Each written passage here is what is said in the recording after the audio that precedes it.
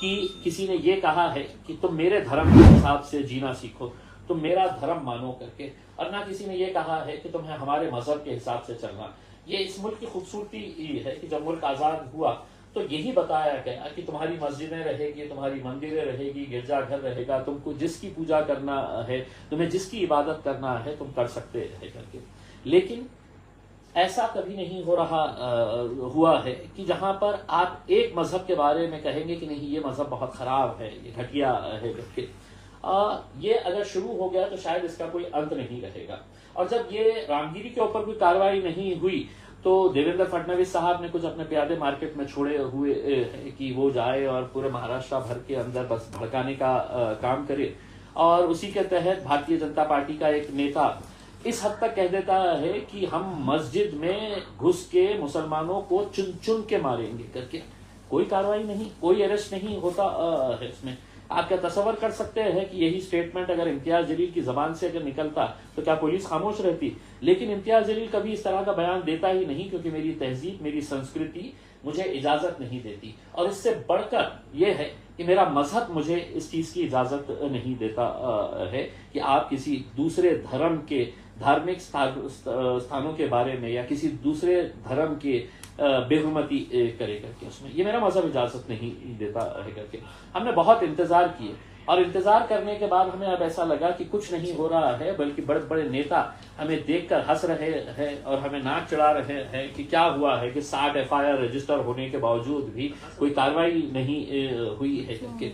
तो इसका कोई अंत नहीं होगा। और जब एक नेता ही ऐसा कह रहा है तो उसको मानने वाले उसके जो प्यादे होते हैं उनकी हिम्मत कितनी बुलंद होने वाली है कि हो सकता है कि कोई सड़क चलता हुआ लड़का जो है वो किसी के धर्म के बारे में, किसी के नबियों के बारे में, किसी के देवी देवताओं के बारे में इसी तरह का बयान करेगा, और उस वक्त वो यही कहेगा कि उस वक्त क्यों नहीं कार्रवाई की गई थी, तो मेरे ऊपर कार्रवाई क्यों की जा रही है करके। तो इसका कोई एंड नहीं रहेगा। ऐसे हालात के अंदर हमने फैसला किया है कि हम अपनी नाराजगी जताने के लिए, हुकूमत को बताने के लिए कि आपको अपना कर्तव्य याद दिलाना है हमें, तो इस वजह से हम 23 तारीख के दिन निकलने का फैसला किए हैं। अलग अलग शहरों से लोग अपने तौर के ऊपर गाड़ियों में निकले मुंबई की तरफ। कौन सा रूट रहेगा, कहां से आना है, ये हम आपको जानकारी देंगे। आप सबसे ये अपील करते हैं हर गाड़ी के ऊपर तिरंगा रहना चाहिए, ताकि हम एक पैगाम दे सके कि ये मुल्क जितना तुम्हारा है उतना ही हमारा ही है।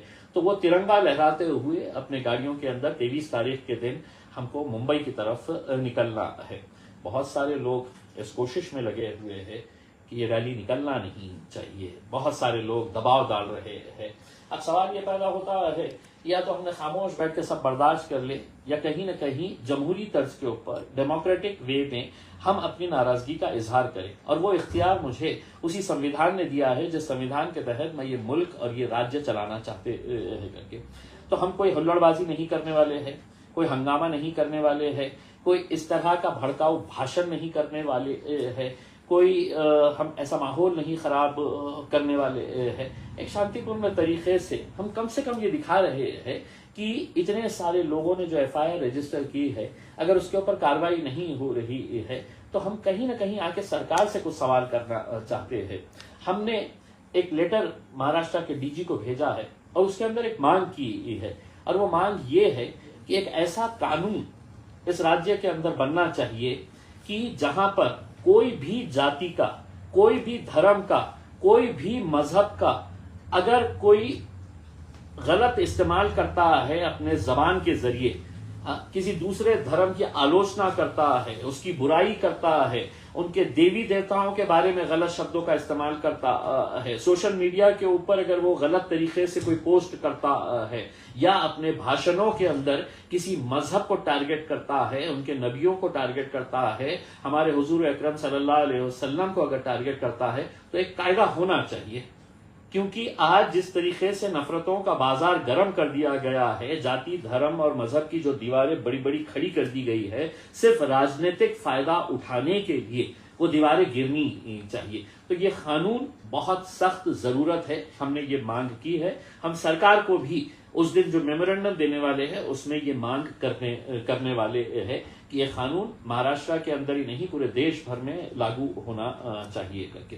तो मैं तमाम लोगों से, नौजवानों से, बुजुर्गों से ये अपील करना चाहूंगा कि 23 तारीख के दिन आपको हमारा साथ देना है। हम सब साथ में मिलकर जाएंगे।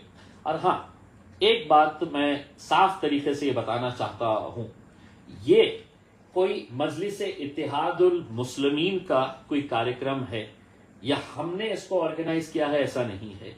बाहैसियत मुसलमान अगर आप किसी राजनीतिक पार्टी से ताल्लुक रखते हैं, चाहे वो कांग्रेस हो, राष्ट्रवादी कांग्रेस हो, उद्धव ठाकरे हो, अजीत पवार की पार्टी हो, एकनाथ शिंदे के साथ भी है, कई सारे तो बीजेपी के साथ भी है, उन तमाम से मैं ये कहना चाहूंगा कि ये बाहैसियत मुसलमान आपको इसके अंदर शामिल होना है। अगर वाकई में अगर आप ये मानते हैं कि आपका और मेरा रिश्ता क्या है, तो ला इलाहा इल्लल्लाह मुहम्मदुर रसूलुल्लाह। और अगर हमारे रसूलुल्लाह के ऊपर ही अगर इस तरह के अगर हमले अगर हो रहे हैं, गुस्ताखी अगर हो रही है, और आप अपनी सियासी दुकान सजा कर बैठे हुए हैं कि नहीं मैं इसके साथ कैसा जाऊंगा, तो मैं आपसे अपील कर रहा हूं कि आप आइए, इसका नेतृत्व आप करिए, आप लीड करिएगा।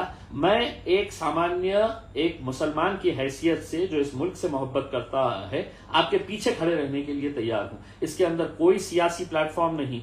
आप कौन सी मिल्ली तंजीम से ताल्लुक रखते हैं, आप रहिए वहां पर, आपको मुबारक है। आप किस जमात से ताल्लुक रखते हैं, हमें कोई मतलब नहीं है, आप रहिए वहां पर, हमें कोई एतराज नहीं है। लेकिन कभी ना कभी, कहीं ना कहीं आपको एक प्लेटफॉर्म के ऊपर आने की जरूरत है, और वही जरूरत को हम भागते हुए हमने 23 सितंबर का ये चलो मुंबई का नारा दिए है। मुझे यकीन है कि आप लोग इसके अंदर आएंगे। आगे जैसे जैसे जो भी डेवलपमेंट्स होने वाला है, हम उसकी जानकारी आपको लगातार देते रहेंगे। कई सारे लोग मुझे महाराष्ट्र से फोन करते हैं और ये पूछते हैं कब निकलना है, कहां से आना है, कितने बजे आना है।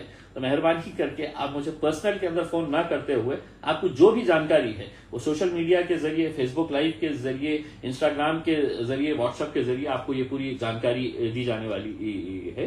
तो मैं यही अपील करता हूं कि एक बार मुत्तहिद होकर एक ताकत बनकर हमें खड़े रहने की जरूरत है, और यहाँ की हुकूमत को ये बताने की जरूरत है कि मुल्क चलेगा, राज्य चलेगा तो संविधान के हिसाब से, कायदे के हिसाब से, कानून के हिसाब से, ना कि गुंडागर्दी के हिसाब से। बहुत बहुत शुक्रिया।